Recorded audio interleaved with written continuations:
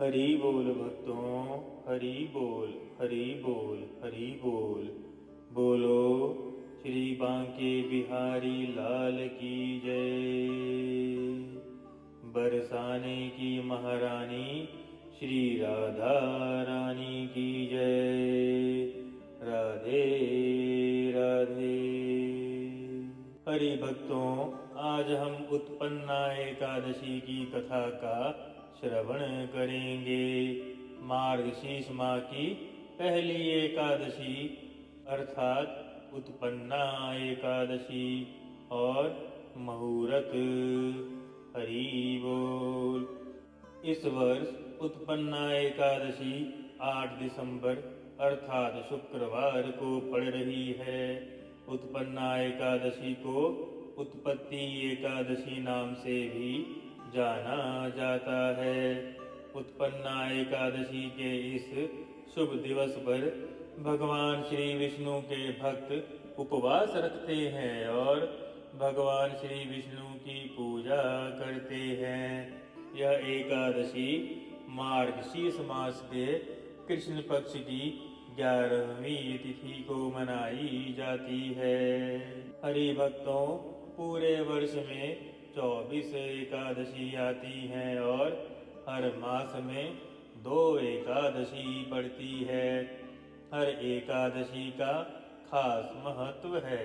हिंदू पंचांग के अनुसार मार्गशीर्ष के मास की कृष्ण पक्ष की पड़ने वाली एकादशी को उत्पन्ना एकादशी कहा जाता है। इस दिन एकादशी माता का जन्म हुआ था, इसीलिए इसे उत्पन्ना एकादशी भी कहा जाता है। एकादशी माता भगवान श्री विष्णु का ही स्वरूप मानी जाती हैं।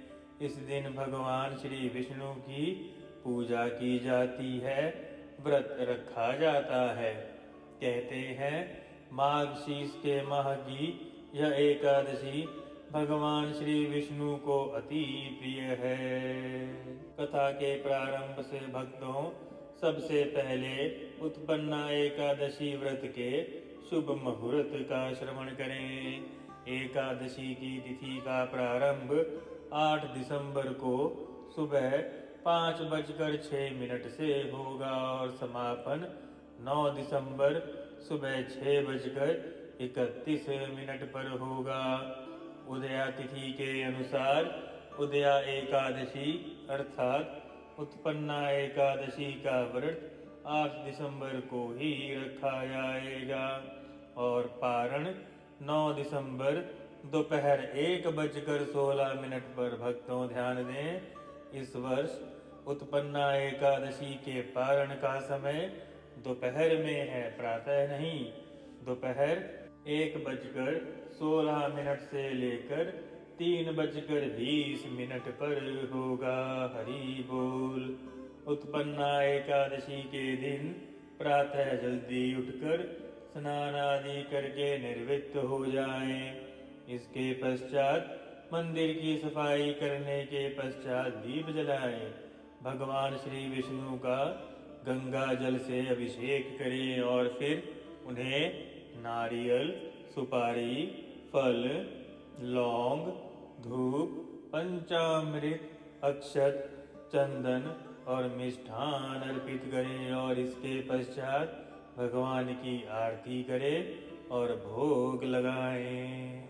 यदि भक्तों आप इन सब चीजों का प्रबंध नहीं कर सकते तो गंगा जल लेकर के और माता तुलसी को ही अर्पण करके आप एकादशी का व्रत शुद्ध सच्चे मन से कर सकते हैं, क्योंकि प्रभु विधि नहीं भाव देखते हैं।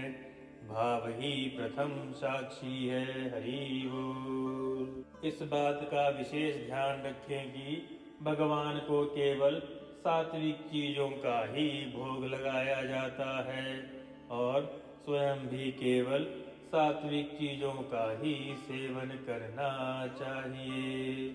उत्पन्ना एकादशी के दिन यह कार्य अवश्य करें।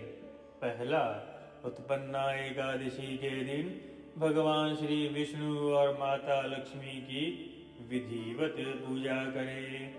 दूसरा, हो सके तो इस दिन भगवान श्री विष्णु को गेंदे के फूल की माला अर्पित करे और साथ में ही बेसन का हलवा या किसी पीली मिठाई का भोग लगावे।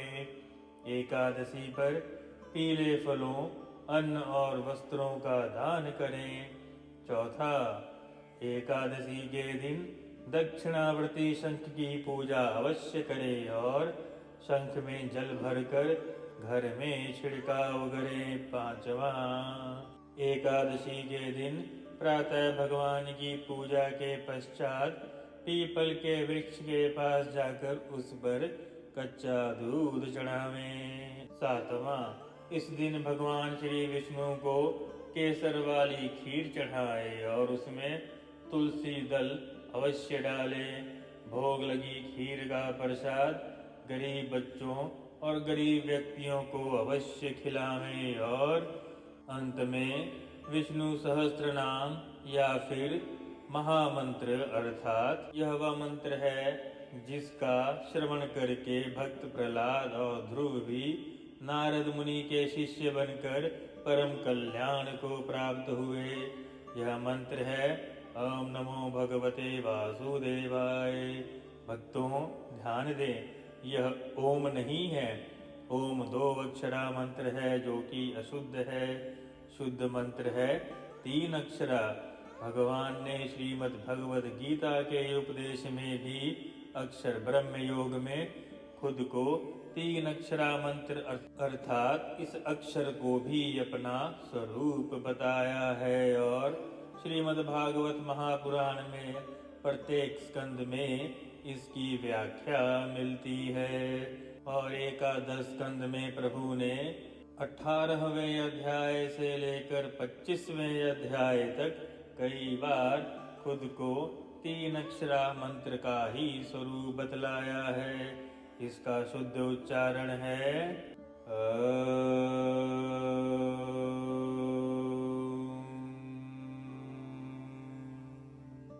नमो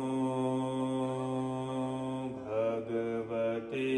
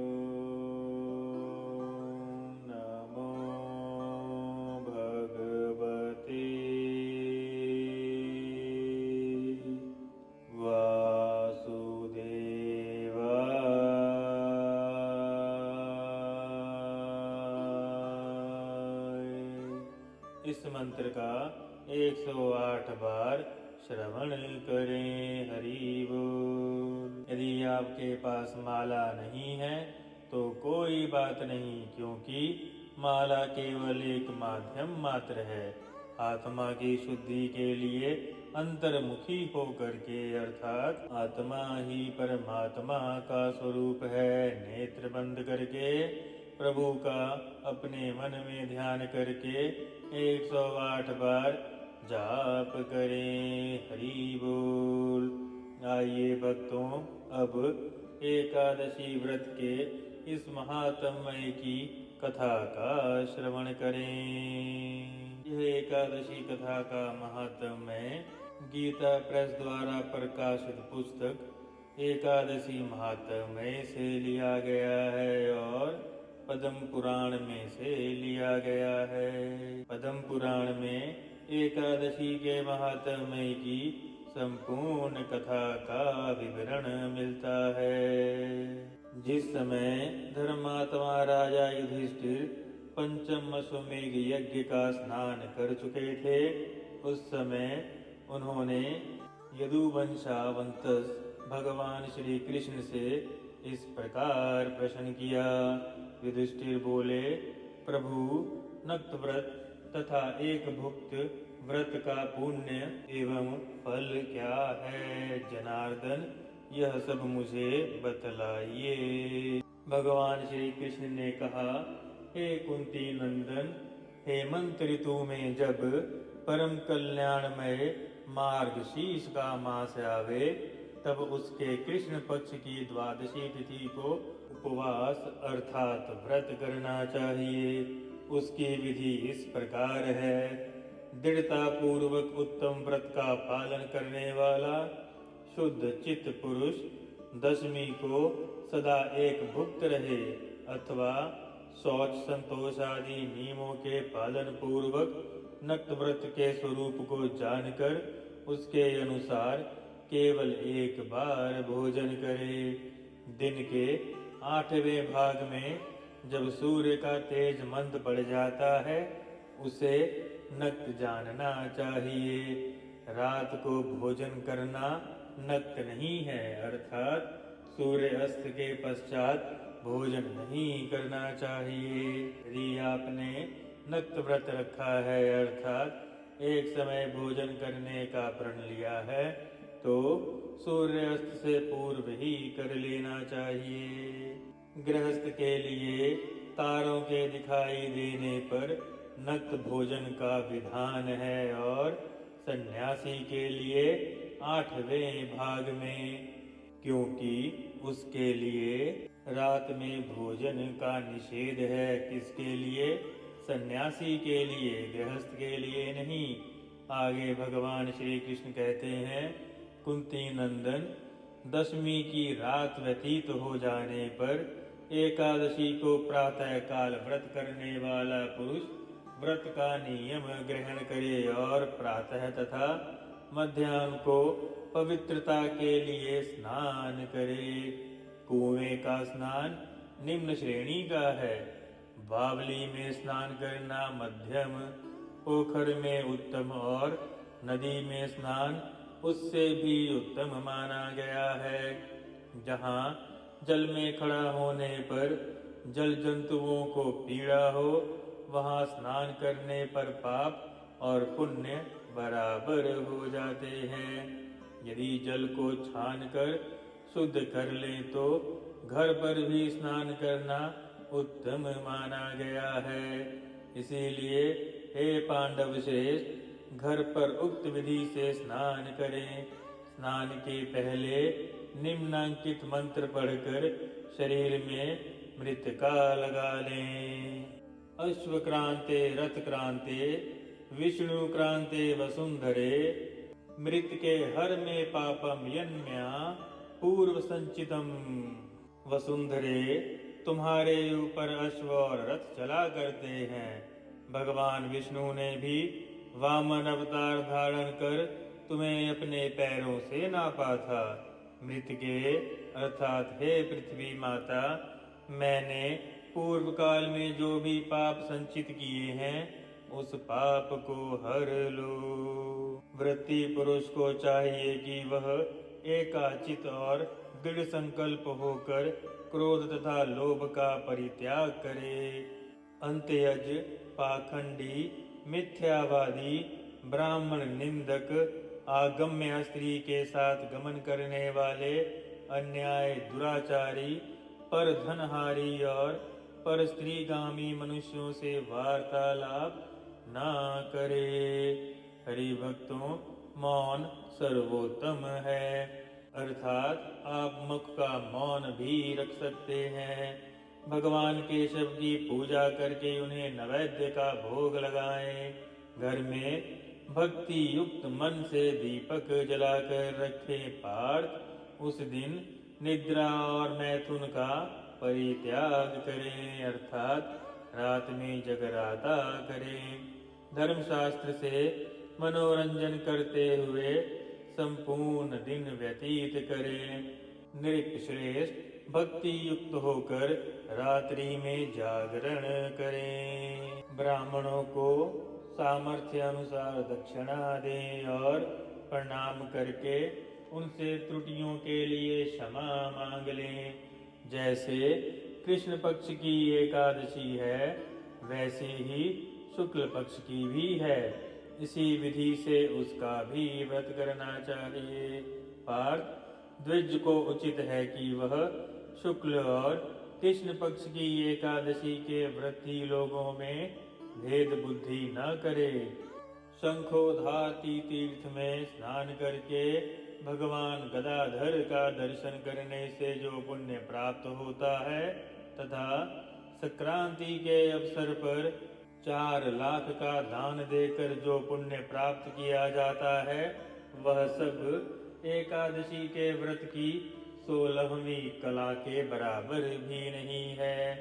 प्रभास क्षेत्र में चंद्रमा और सूर्य के ग्रहण के अवसर पर स्नान और दान आदि से जो पुण्य प्राप्त होता है, वह निश्चय ही एकादशी को उपवास करने वाले मनुष्य को मिल जाता है। हरि भक्तों, एक नया बड़ा पाखंड चल पड़ा है कि सूर्य ग्रहण और चंद्र ग्रहण को अपने आप को बचा कर रखें, परंतु सत्य यह है कि शास्त्रों में सूर्य ग्रहण और चंद्र ग्रहण के समय प्रभास क्षेत्र में स्नान करके पुण्य कमाने का शास्त्रों में विधान लिखा है। जैसे कुरुक्षेत्र में ब्रह्म सरोवर में सूर्य ग्रहण पे भगवान श्री कृष्ण ने भी स्नान किया था।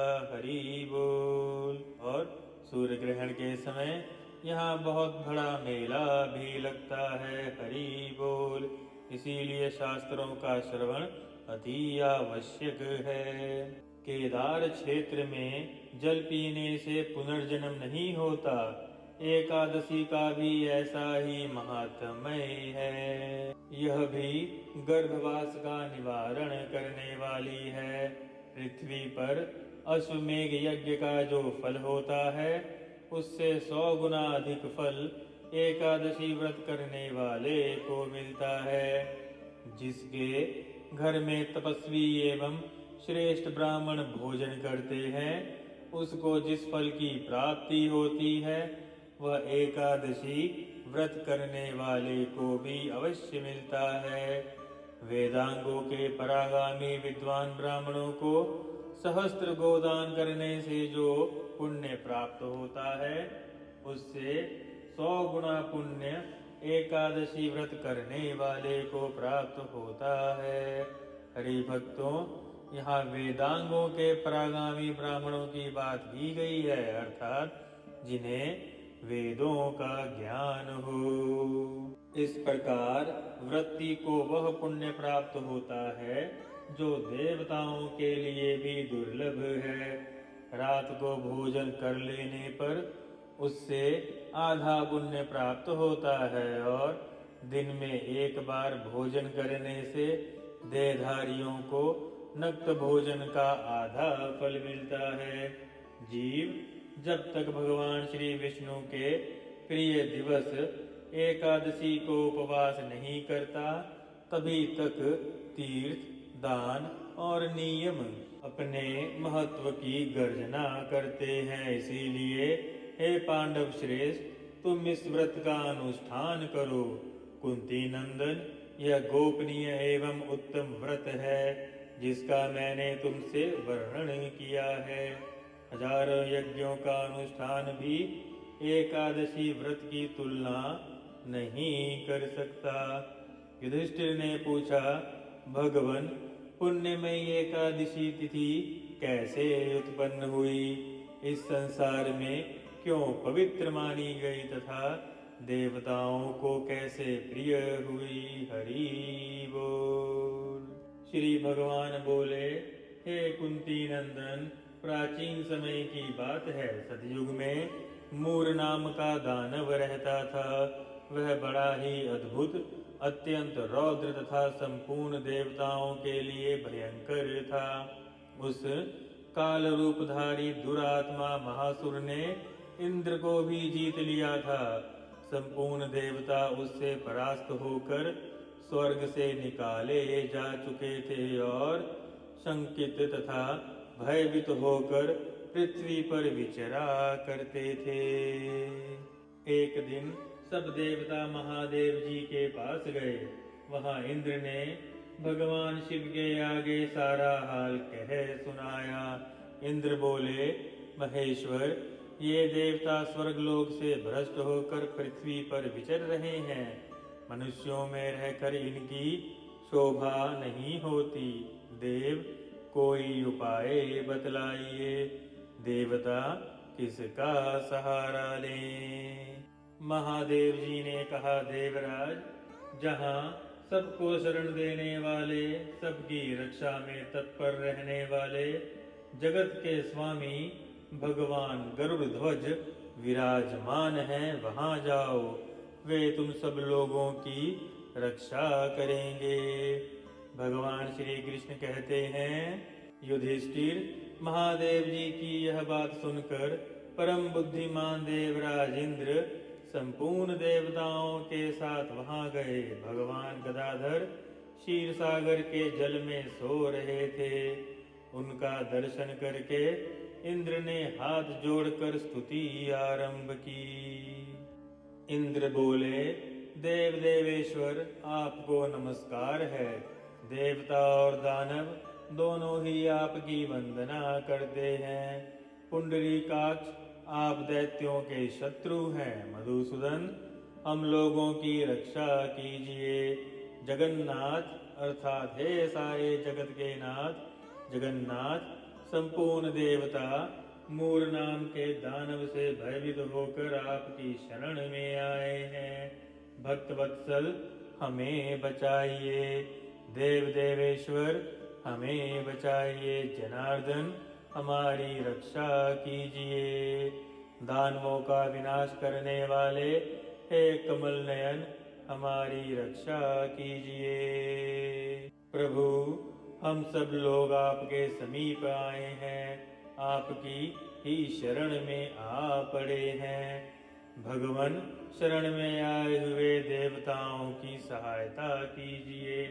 देव, आप ही पति, आप ही मति, आप ही कर्ता, आप ही कारण हैं। आप ही हम लोगों की माता और आप ही इस जगत के पिता हैं। भगवान देव देवेश्वर, शरणागत वत्सल देवता भयभीत होकर आपकी शरण में आए हैं। प्रभु, अत्यंत उग्र स्वभाव वाले महाबली मूर नामक दैत्य ने संपूर्ण देवताओं को जीतकर इन्हें स्वर्ग से निकाल दिया है। नमो देव देवेश, देव दानव वंदित दैत्यारे पुंडरीकाक्ष त्राहीनो मधुसूदन। सूराः सर्वे समायाता भयभीताश्च दानवात् शरणं त्वां जगन्नाथ त्राहीनो भक्तवत्सल। त्राहीनो देव देवेश, त्राही त्राही जनार्दन, त्राही वै पुंडरीकाक्ष दानवानां विनाशक। त्वसमीपं गताः सर्वे त्वामेव शरणं प्रभु। शरणागत देवतानां साहाय्यं कुरु वै प्रभो। त्वं पतिसत्त्वं मर्तिदेवे त्वं कर्ता त्वं च कारणं। त्वं माता सर्वलोकानां त्वमेव जगतः पिता। भगवन् देवदेवेश, शरणागत वत्सल, शरणं तव चायता भयभीत भीताश्च देवताः। देवता निर्जिताः सर्वाः स्वर्गभ्रष्टा कृते विभो। अतियुग्रेण हि दैत्येन मूर नामना महोजसा। इंद्र की यह बात सुनकर भगवान श्री विष्णु बोले, देवराज, वह दानव कैसा है, उसका रूप और बल कैसा है, तथा उस दुष्ट के रहने का स्थान कहाँ है? इंद्र बोले, देवेश्वर, पूर्व काल में ब्रह्मा जी के वंश में तालजंघ नाम का एक महान असुर उत्पन्न हुआ था, जो अत्यंत भयंकर था। उसका पुत्र मूर दानव के नाम से व्याख्यात हुआ। वह भी अत्यंत उत्कट, महापराक्रमी और देवताओं के लिए भयंकर है। चंद्रावती नाम से प्रसिद्ध एक नगरी है, उसी में स्थान बनाकर वह निवास करता है। उस दैत्य ने समस्त देवताओं को परास्त करके स्वर्गलोक से बाहर कर दिया है। उसने एक दूसरे ही इंद्र को स्वर्ग के सिंहासन पर बैठाया है। अग्नि, चंद्रमा, सूर्य, वायु तथा वरुण भी उसने दूसरे ही बनाए हैं। जनार्दन, मैं सच बता रहा हूँ, उसने सब कोई दूसरे ही कर लिए हैं। देवताओं को तो उसने प्रत्येक स्थान से वंचित कर दिया है। इंद्र का कथन सुनकर भगवान जनार्दन को बड़ा क्रोध आया।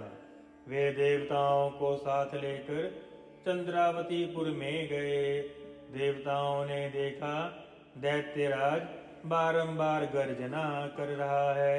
उससे परास्त होकर संपूर्ण देवता दशों दिशाओं में भाग गए। अब वह दानव भगवान श्री विष्णु को देखकर बोला, खड़ा रह, खड़ा रह। उसकी ललकार सुनकर भगवान के नेत्र क्रोध से लाल हो गए। वे बोले, अरे दुराचारी दानव, मेरी इन भुजाओं को देख।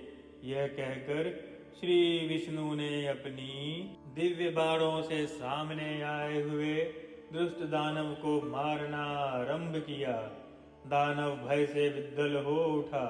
पांडुनंदन, तत्पश्चात श्री विष्णु ने दैत्य सेना पर चक्र का प्रहार किया। उससे छिन्न भिन्न होकर सैकड़ों योद्धा मौत के मुख में चले गए।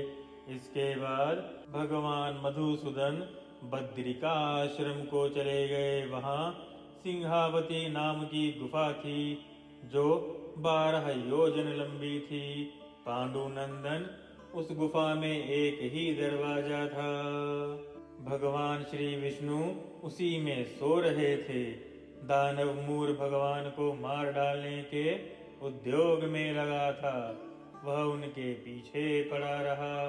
वहां पहुंचकर उसने भी उसी गुफा में प्रवेश किया।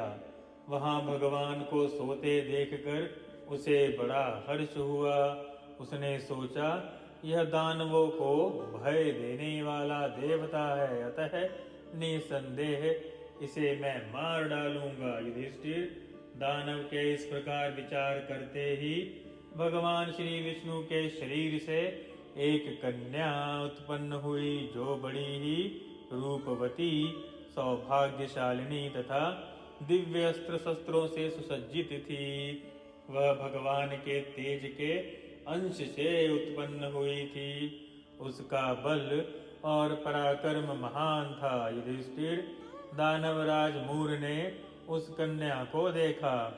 कन्या ने युद्ध का विचार करके दानव के साथ युद्ध के लिए याचना की और युद्ध छिड़ गया।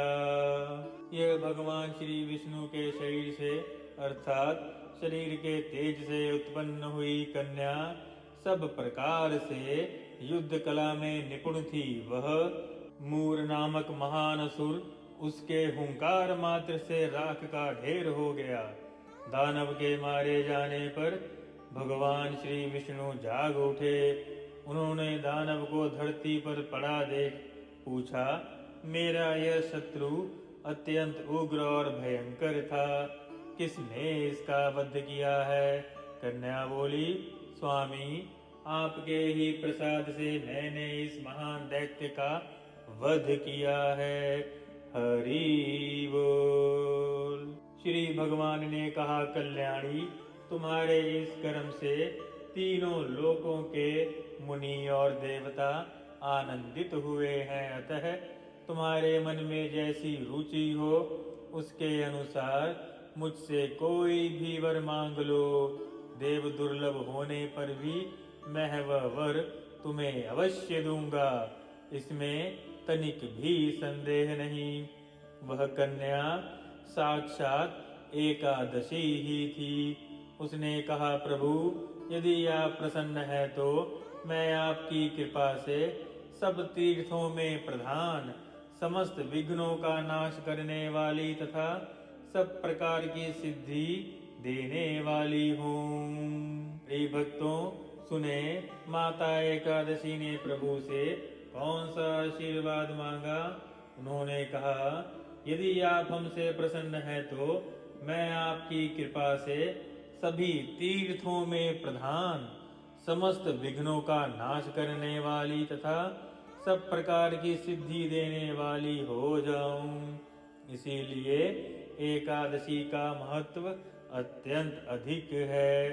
जनार्दन, जो लोग आप में भक्ति रखते हुए मेरे दिन को उपवास करेंगे उन्हें सब प्रकार की सिद्धियां प्राप्त हो। माधव, जो लोग उपवास, नक्त अथवा एक भुक्त करके मेरे व्रत का पालन करें उन्हें आप धन, धर्म और मोक्ष प्रदान कीजिए। श्री विष्णु बोले, कल्याणी, जो तुम कहती हो वह सब पूर्ण होगा। भगवान श्री कृष्ण कहते हैं, युधिष्ठिर, ऐसा वर पाकर महाव्रता एकादशी बहुत प्रसन्न हुई। दोनों पक्षों की एकादशी समान रूप से कल्याण करने वाली है। इसमें शुक्ल और कृष्ण पक्ष का भेद नहीं करना चाहिए। यदि उदय काल में थोड़ी सी एकादशी, मध्य में पूरी द्वादशी और अंत में किंचित त्रयोदशी हो तो त्रिस्पर्शा एकादशी कहलाती है। वह भगवान को बहुत ही प्रिय है। यदि एक त्रिस्पर्शा एकादशी को उपवास कर लिया जाए तो 1,000 एकादशियों के व्रत का फल प्राप्त होता है तथा इसी प्रकार द्वादशी में पारण करने पर 17 गुना फल माना गया है। इसीलिए भक्तों, फल का पारण द्वादशी में अवश्य करें। अष्टमी, एकादशी, षष्ठी, तृतीया और चतुर्दशी ये यदि पूर्व तिथि से विद्ध हों तो उनमें व्रत नहीं करना चाहिए। परिवर्तनी तिथि से युक्त होने पर ही इनमें उपवास का विधान है।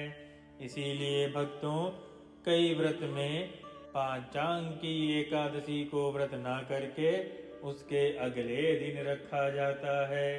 पहले दिन में और रात में भी एकादशी हो तो दूसरे दिन केवल प्रातः काल का दंड एकादशी रहे तो पहली तिथि का परित्याग करके दूसरे दिन की द्वादशी युक्त एकादशी को ही उपवास करना चाहिए। यह विधि मैंने दोनों पक्षों की एकादशी के लिए बताई है। जो मनुष्य एकादशी को उपवास करता है वह वैकुंठ धाम में जाता है, जहाँ साक्षात भगवान गरुण ध्वज विराजमान है। वह भक्त वहाँ जाता है। जो मानव हर समय एकादशी के महात्म्य का पाठ करता है उसे सहस्त्र गोदान के पुण्य का फल प्राप्त होता है। जो दिन या रात में भक्ति पूर्वक इस महात्म्य का श्रवण करते हैं उन्हें निसंदेह ब्रह्म हत्या पापों से भी मुक्ति मिल जाती है। एकादशी के समान पापनाशक व्रत संसार में पूरे ब्रह्मांड में दूसरा कोई नहीं है। उत्पन्ना एकादशी कथा महात्म्य संपूर्ण। हरि भक्तों, हम यथा प्रयास सनातन धर्म के शुद्ध संस्कार प्रसार के लिए अपना योगदान दे रहे हैं। हमारे इस चैनल की रीचेबिलिटी बढ़ाने के लिए आप भी हमें चैनल को सब्सक्राइब करके सहयोग दे सकते हैं। आगे प्रभु इच्छा। हरि बोल। जय श्री कृष्ण। बोलो श्री बांके बिहारी लाल की जय। जय श्री राधे। माता पिता की जय। गुरुजनों की जय। हरि